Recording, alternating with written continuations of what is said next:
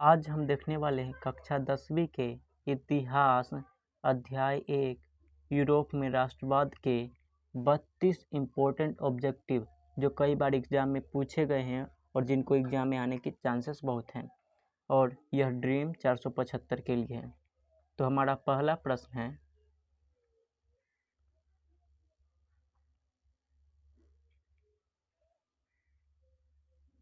Italy तथा Germany वर्तमान में किस महादेश के अंतर्गत आते हैं?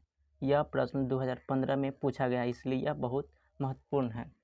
ऑप्शन ए उत्तरी अमेरिका, बी दक्षिणी अमेरिका, सी यूरोप, डी पश्चिमी America. Right answer option number C Europe हो जाएगा। हमारा अगला प्रश्न है, फ्रांस में किस शासन वंश की पुनर्स्थापना वियना कांग्रेस द्वारा की गई थी? यह प्रश्न 2014 में पूछा गया, इसलिए यह बहुत महत्वपूर्ण है। Option A Habsburg, option B आर्लिया वंश, ऑप्शन सी बुर्बो वंश, ऑप्शन डी जार शाही। हमारा राइट आंसर हो जाएगा ऑप्शन नंबर सी बुर्बो वंश। अगला प्रश्न है, मेजनी का संबंध किस संगठन से था? ऑप्शन नंबर ए लाल सेना, बी कार्बोनरी, सी फिलिप हेंटारिया, डी डायट। हमारा राइट आंसर हो जाएगा ऑप्शन नंबर बी कार्बोनरी। हमारा अगला प्रश्न है, इटली एवं जर्मनी के एकीकरण के विरुद्ध निम्न में कौन था? यह प्रश्न 2021 में पूछा गया, इसलिए यह बहुत महत्वपूर्ण है। Option A England, option B रूस, C Austria, D Prussia. Right answer हो जाएगा ऑप्शन नंबर सी ऑस्ट्रिया। अगला प्रश्न है, काउंट काबूर को विक्टर इमैनुअल ने किस पद पर नियुक्त किया? यह प्रश्न 2020 और 22 दोनों में पूछा गया, इसलिए यह महत्वपूर्ण है। ऑप्शन ए सेनापति, ऑप्शन बी फ्रांस में राजदूत, ऑप्शन सी प्रधानमंत्री, ऑप्शन डी गृह मंत्री। हमारा राइट आंसर हो जाएगा ऑप्शन नंबर सी प्रधानमंत्री। अगला प्रश्न है,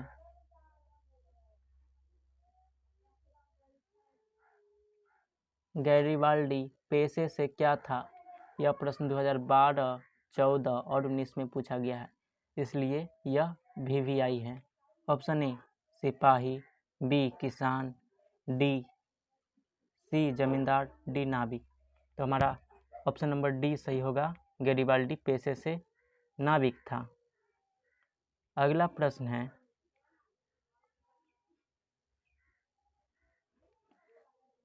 जर्मन राइन राज्य का निर्माण किसने किया था? यह प्रश्न 3 साल 2014, 16 और 22 में पूछा गया है।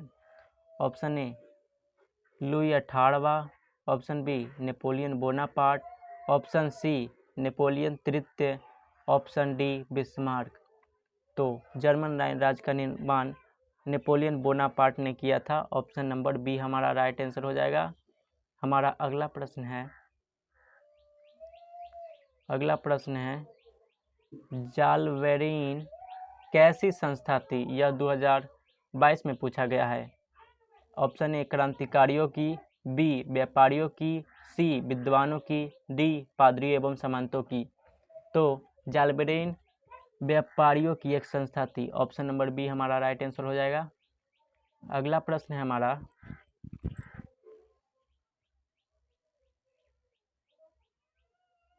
रक्त एवं लौह की नीति का अवलंबन किसने किया?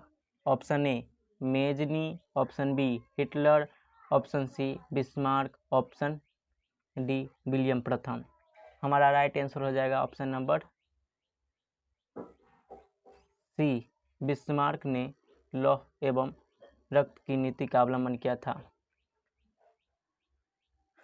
हमारा अगला प्रश्न है, फ्रैंकफर्ट की संधि कब हुई? यह प्रश्न 2020 और 21 में पूछा गया, 2 सालों में।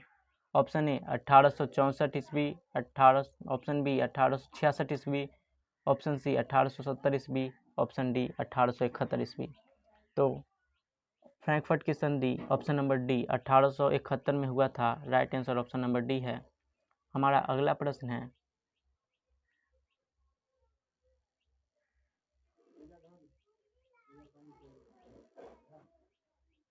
यूरोपवासियों के लिए किस देश का साहित्य एवं ज्ञान विज्ञान प्रेरणा स्रोत रहा? ऑप्शन ए जर्मनी, बी यूनान, सी तुर्की, डी इंग्लैंड।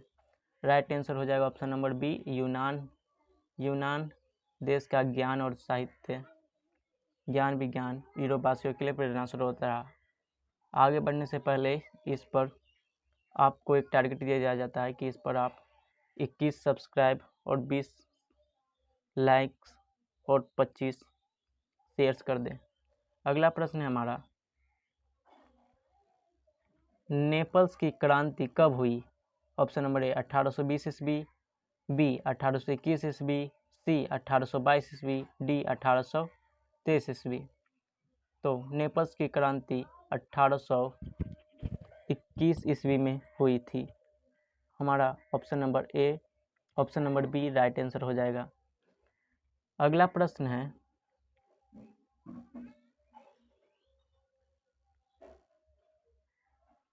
चार्टिस्ट आंदोलन कहाँ हुआ? Option A France, B Austria, C Hungary, D England. तो चार्टिस्ट आंदोलन इंग्लैंड में हुआ था। Option number D right answer. अगला प्रश्न है, यूनान को एक स्वतंत्र राष्ट्र घोषित किया गया। ऑप्शन ए 1836 ईस्वी, ऑप्शन बी 1832 ईस्वी, ऑप्शन सी 1842 ईस्वी, ऑप्शन डी 1830 ईस्वी। हमारा राइट आंसर हो जाएगा ऑप्शन नंबर बी यूनान को 1832 में एक स्वतंत्र राष्ट्र घोषित किया गया। अगला प्रश्न है हमारा, ऐतिहासिक द्वंद्ववाद की व्याख्या किसने की?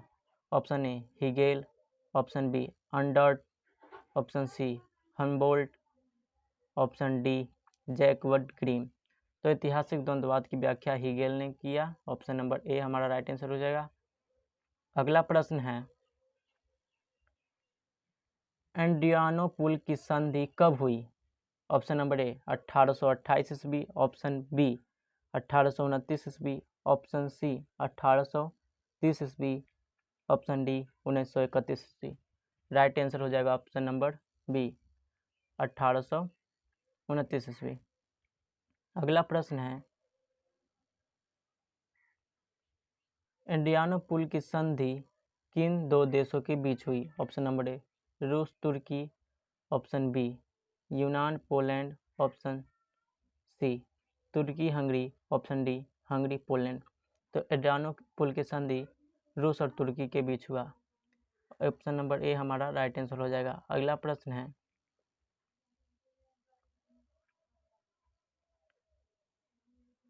सेडान का युद्ध किनके बीच हुआ? ऑप्शन नंबर ऑस्ट्रिया और Prussia, option number B Britain और France, option number C France और प्रसा, ऑप्शन नंबर डी रूस और प्रसा, प्रसा और रूस। तो राइट आंसर हो जाएगा ऑप्शन नंबर सी फ्रांस और प्रसा। हमारा अगला प्रश्न है, किस देश का हंगरी पर पूर्ण आधिपत्य था? Option A France, option B Austria, option C Britain, option D तुर्की। तो right answer option number B Hungary पर पूर्ण आधिपत्य ऑस्ट्रिया का था। अगला प्रश्न है,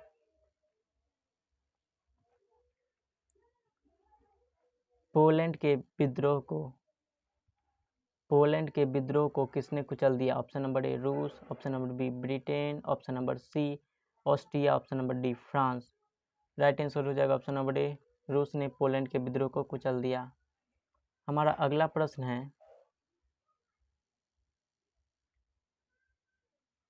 सन 1870 में फ्रांस और प्रसा के बीच युद्ध कहाँ हुआ था? यह प्रश्न 2015 में पूछा गया, इसलिए यह बहुत महत्वपूर्ण है। Option number A Sedan, option number B सेडेवा, ऑप्शन नंबर सी साइडान, option number D Frankfurt. Right answer हो जाएगा ऑप्शन नंबर ए सेडान। हमारा अगला प्रश्न है,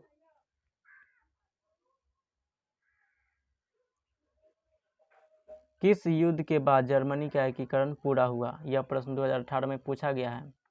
ऑप्शन ए क्रीमिया का युद्ध, ऑप्शन नंबर बी सेडेवा का युद्ध, option number C France Denmark का युद्ध, ऑप्शन नंबर डी सेडान का युद्ध। तो ऑप्शन नंबर हमारा राइट आंसर होगा ऑप्शन नंबर डी सेडान का युद्ध के बाद जर्मनी का एकीकरण पूरा हुआ, ऑप्शन नंबर डी।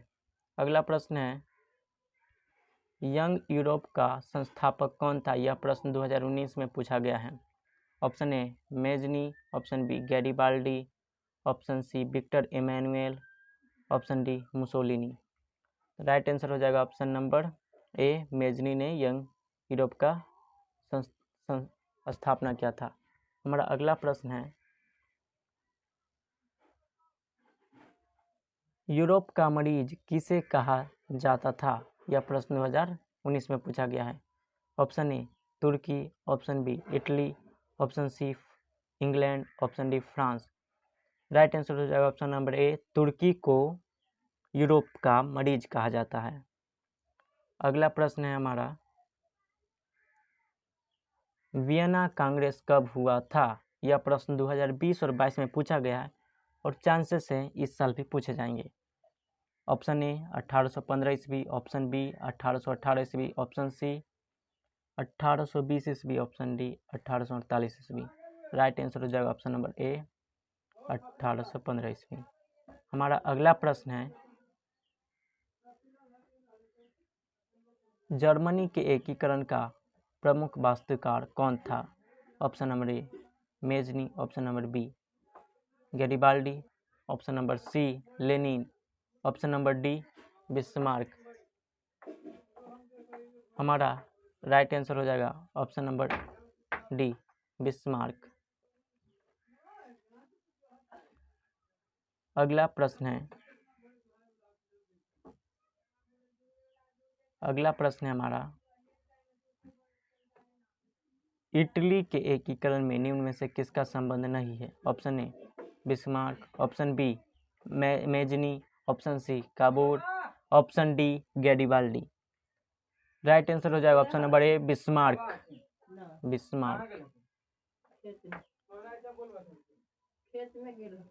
अगला प्रश्न है,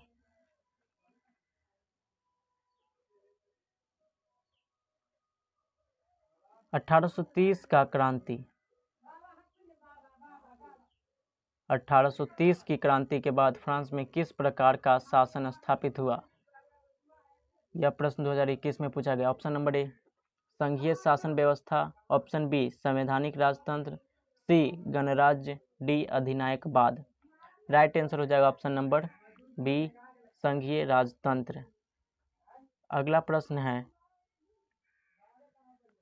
जर्मनी के एकीकरण के लिए कौन उत्तरदायी था? यह प्रश्न 2021 में पूछा गया। Option A Count Cavour, option B Bismarck, option C Garibaldi, option D Mazzini. Right answer हो जाएगा ऑप्शन नंबर बी बिस्मार्क। हमारा अगला प्रश्न है, 1871 में कौन सी संधि हुई थी? ऑप्शन नंबर ए फ्रैंकफर्ट की संधि, बी पेरिस की संधि, सी वियना कांग्रेस की संधि, डी इनमें से कोई नहीं। राइट आंसर हो जाएगा ऑप्शन नंबर ए फ्रैंकफर्ट की संधि। हमारा अगला प्रश्न है, इटली के एकीकरण में निम्न में से किसने योगदान किया था? यह प्रश्न 2022 में पूछा गया है। तो हमारा ऑप्शन नंबर ए है Mazzini, B Garibaldi, C Count Cavour, D इनमें से सभी। यहाँ पर हमारा होगा काउंट काबूल। तो हमारा राइट आंसर हो जाएगा डी ऑप्शन नंबर डी इनमें से सभी। अगला प्रश्न है हमारा, रॉबर्ट ओवन कहाँ निवासी था? Option number A France, option number B Germany, option number C Britain, option number D Austria. तो कान काबूर ब्रिटेन का उद्योगपति था, ऑप्शन नंबर सी हमारा राइट आंसर हो जाएगा। ये थे हमारे आज के 32 इम्पोर्टेंट ऑब्जेक्टिव यूरोप के राष्ट्रवाद चैप्टर से। ऐसे वीडियो को देखने के लिए लाइक और सब्सक्राइब करें। हमारा आज का गोल है 100 लाइक्स, 100 शेयर्स, 100 सब्सक्राइब्स। मुझे पता है आप लोग कर देंगे। और thanks for watching this video. तो मिलते हैं अगले वीडियो में।